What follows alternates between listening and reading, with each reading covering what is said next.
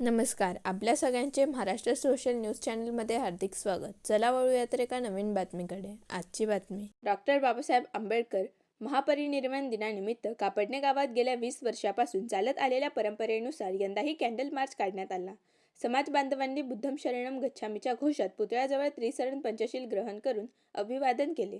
कार्यक्रमाला आमदार राम भदाणे, ज्येष्ठ साहित्यिक रामदास वाघ आणि अनेक मान्यवरांची उपस्थिती होती. 1984 पासून सुरू असलेल्या स्मारक प्रकल्पांतर्गत 1994 मध्ये स्थापित केलेल्या बाबासाहेबांच्या पुतळ्याच्या परिसराचे काम जीर्ण झाल्याने समाज बांधवांनी आमदारांना निवेदन देत स्मारक सुशोभीकरणासाठी निधीची मागणी केली असून आमदारांनी योग्य ती मदत करण्याचे आश्वासन दिले. कार्यक्रमाला गावातील सर्व समाज बांधवांनी मोठ्या संख्येने हजेरी लावली. बाबासाहेब आंबेडकरांच्या महापरिनिर्वाण दिनाच्या निमित्ताने इथं अभिवादनाचा हा कार्यक्रम भारतीय राज्यघटनेचे शिल्पकार ज्यांनी या भारताला घटना दिली, संपूर्ण जगामध्ये एक नंबरची घटना, एक नंबरचा कायदा आज भारत देशाच्या कायद्याला मानला जातो. आणि त्यांच्या संकल्पनेतनं हा घटना निघाली ते आपले बाबासाहेब यांच्या महापरिनिर्वाण दिनाच्या निमित्ताने आज आपले सर्व समाज बांधव इथं मोठ्या प्रमाणामध्ये उपस्थित आहेत. आपल्या कापडणे गावामध्ये अनेक समाजाचे लोक राहतात, अनेक धर्माचे लोक राहतात व कापडणे गाव हे तालुक्याच्या कायम आदर्श असलेलं गाव आहे.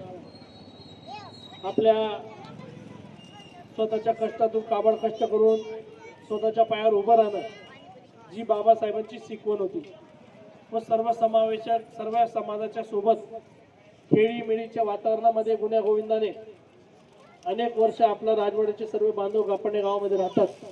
याचा अभिमान आम्हाला सर्वांना आहे. अनेक राज्यांमधल्या घटना बघता आपला धुळे तालुका याच्यामध्ये अपवाद आहे की इथं कुठल्या गावामध्ये समाजाच्या मध्ये कुठल्या प्रकारचं तेढ नाही. सर्व लोक एकमेकांच्या सोबत हे खांद्याला खांदा लावून तिथं काम करतात. आज या अभिवादनाच्या कार्यक्रमाच्या प्रसंगी भारतीय जनता पार्टीचे आमचे सर्व लोक इथे उपस्थित आहेत. महाराष्ट्राचे मुख्यमंत्री माननीय देवेंद्रजी फडणवीस साहेब यांनी बाबासाहेबांच्या ज्या ज्या तीर्थस्थळ आहे ते जोपासली जावी याच्यासाठीचं काम अनेक वर्षापासून अनेक लोकांनी मागण्या केल्या, पण कोणीच पूर्ण केलं नाही. पण ते महाराष्ट्राचे मुख्यमंत्री माननीय देवेंद्रजी फडणवीस साहेब यांनी पूर्ण केलं व बाबासाहेब जिथं राहिले, जिथं त्यांनी अभ्यास केला, जिथं त्यांनी शिकवण घेतली त्या सगळ्या ठिकाणचा बंगला असेल, तिथलं तीर्थस्थळ असतील ते डेव्हलप करायचं काम हे फडणवीस साहेबांच्या माध्यमातून व महायुतीच्या सरकारच्या माध्यमातून तिथं चालू आहे. आपण सर्वजण बघतो की सर्वच प्रकारच्या योजना सर्वसामान्य लोकांना सरकारच्या माध्यमातून पुरवल्या जातात.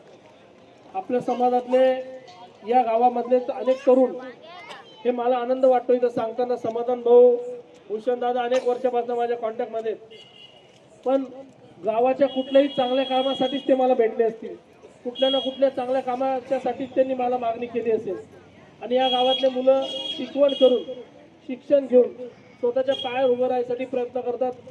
अनेक राजवाडे मी गावागावांना बघतो, पण त्यामध्ये कापडण्याच्या राजवाड्यातल्या मुलांचं शिक्षणाचं प्रमाण हे फार मोठ्या प्रमाणामध्ये आहे.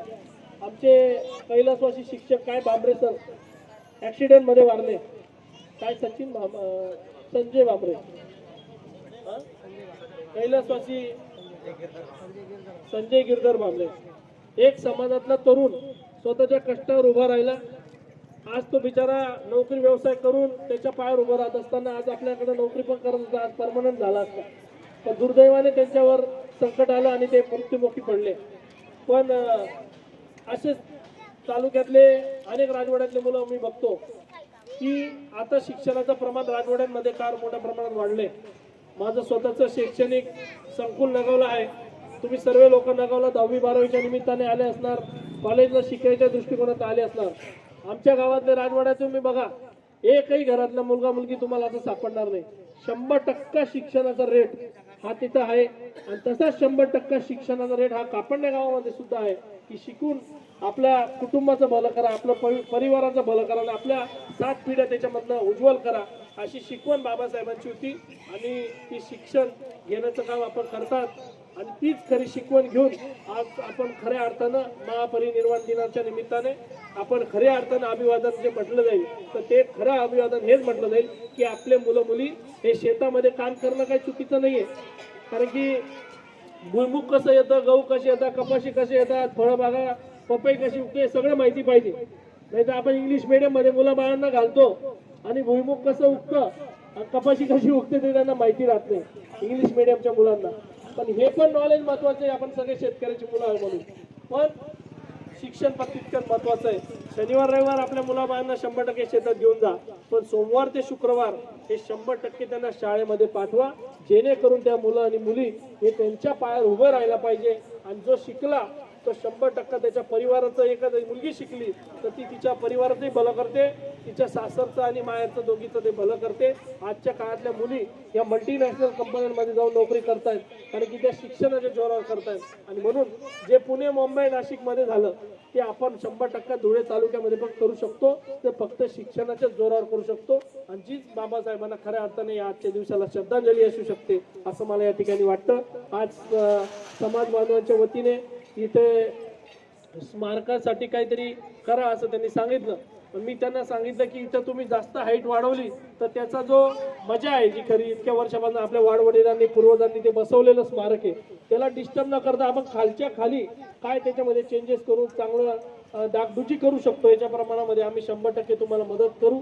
हा मी तुम्हाला शब्द या निमित्ताने देतो. आजचा दिवस हा राजकारण आणि समाजकारणाचा नाही तर आजचा दिवस अभिवादनाचा दिवस आहे. म्हणून मी माझं भाषण आटपत घेतो. जय जय महाराष्ट्र. बातमी आवडल्यास चॅनलला लाईक व सबस्क्राईब करा व दररोज अशा नवनवीन बातम्या पाहण्यासाठी चॅनलला फॉलो करा. धन्यवाद.